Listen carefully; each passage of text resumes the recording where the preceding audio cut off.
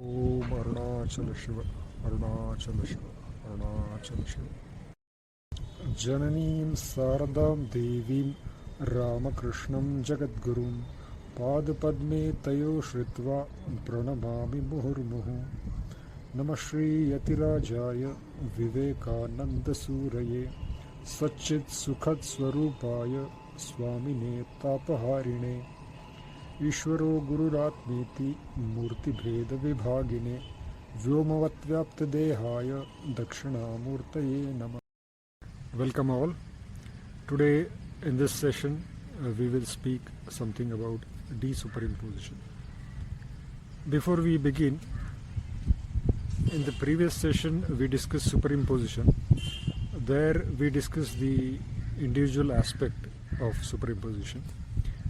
One point we missed in that session was the cosmic aspect of superimposition. Just as the individual aspect involves gross body, subtle body and causal body, in the cosmic aspect also gross, subtle and causal body is involved. The cosmic gross body is known as Virata or Vaishwanara. The cosmic subtle body is known as Hiranyagarbha, and the cosmic causal body is Ishvara, the God.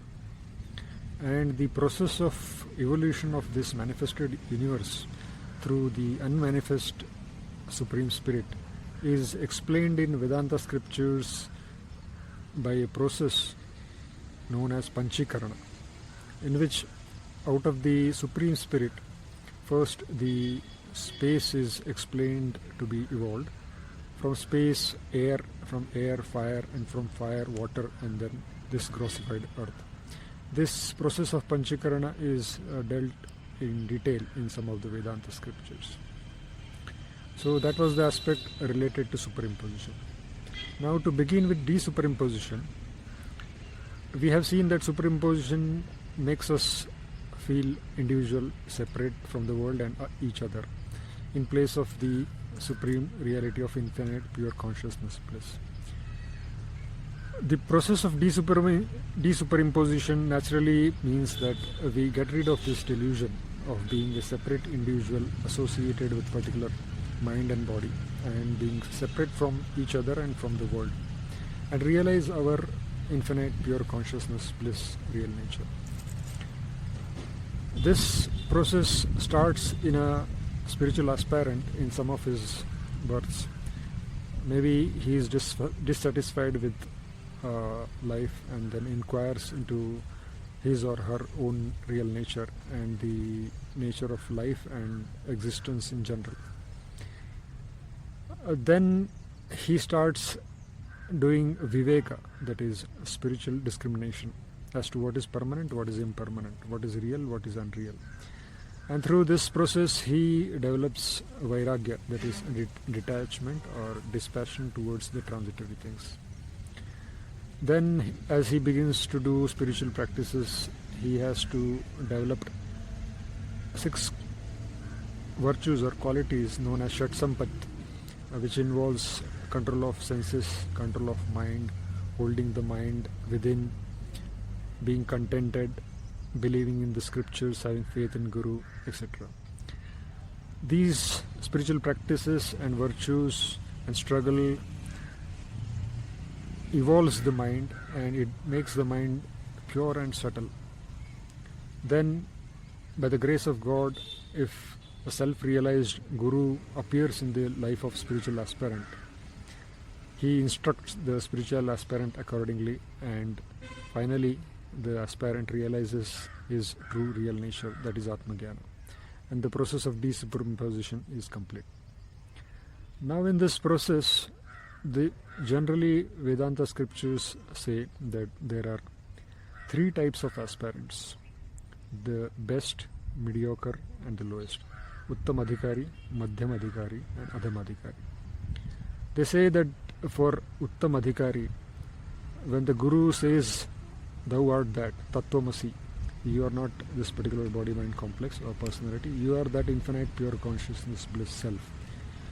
Because of the subtlety and purity of mind gained by the Uttam Adhikari, that is the superior kind of spiritual aspirant, through spiritual practices in this life or in past lives, he immediately realizes the import of the statement, thou art that, Tattvamasi, and he is free from the transmigration side.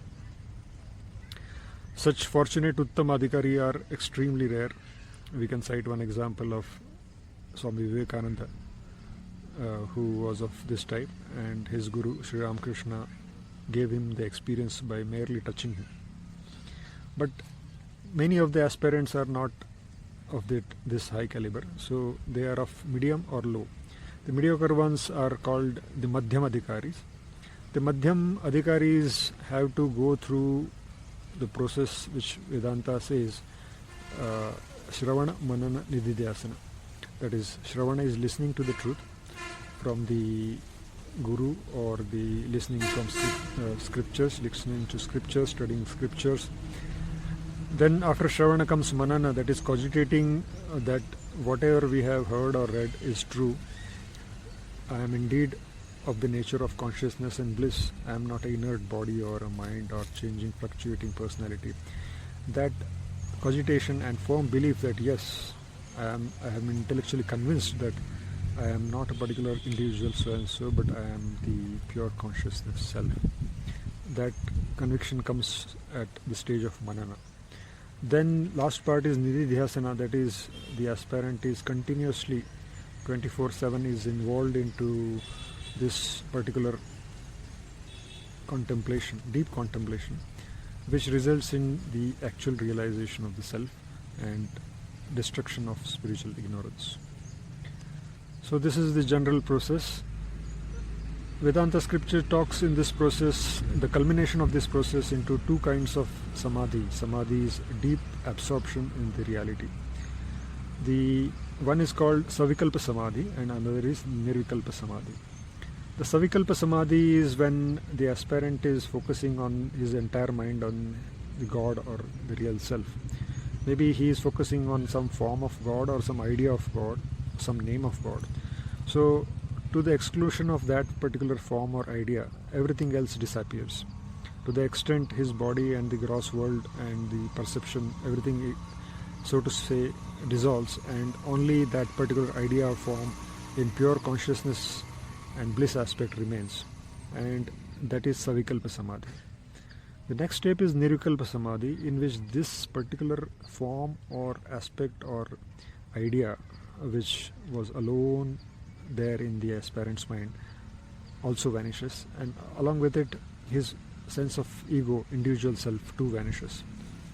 And then what remains is that infinite pure consciousness, bliss self. This is called as Nirvikalpa Samadhi.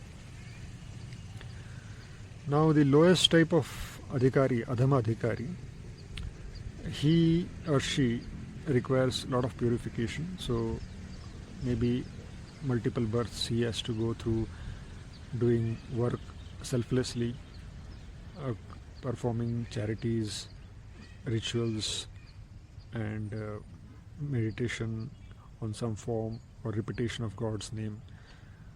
By this process, slowly the mind becomes pure and subtle, and then he or she can go to Shravana Manana Nididhyasana, and finally the realization.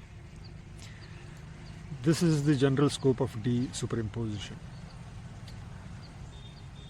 We must point out here the difference between sleep and samadhi.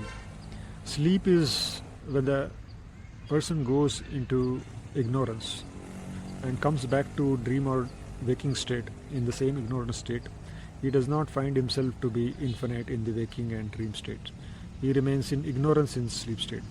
While if he or she goes into samadhi, he goes consciously, and after he comes back from samadhi, he is an enlightened seer.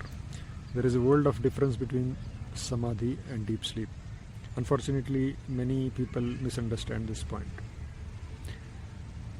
Now the last point of De-Superimposition is what are the obstacles in this process of De-Superimposition.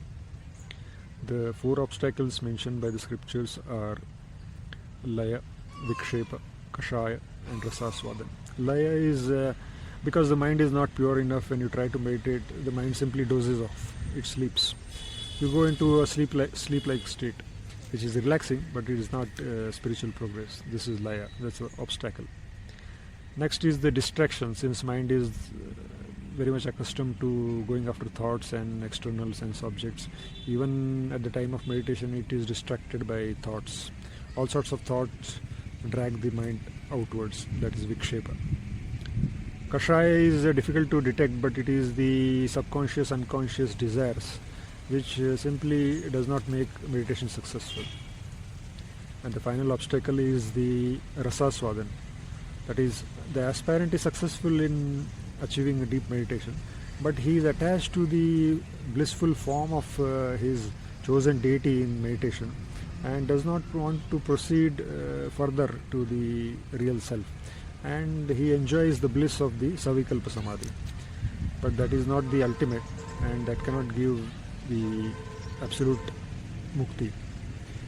So this is in brief de-superimposition. Now there are various paths to this goal of self-realization. Famously, Swami Vivekananda has categorized these paths into 4 yogas. So we will see something of it in the next session. Om Tat Sat.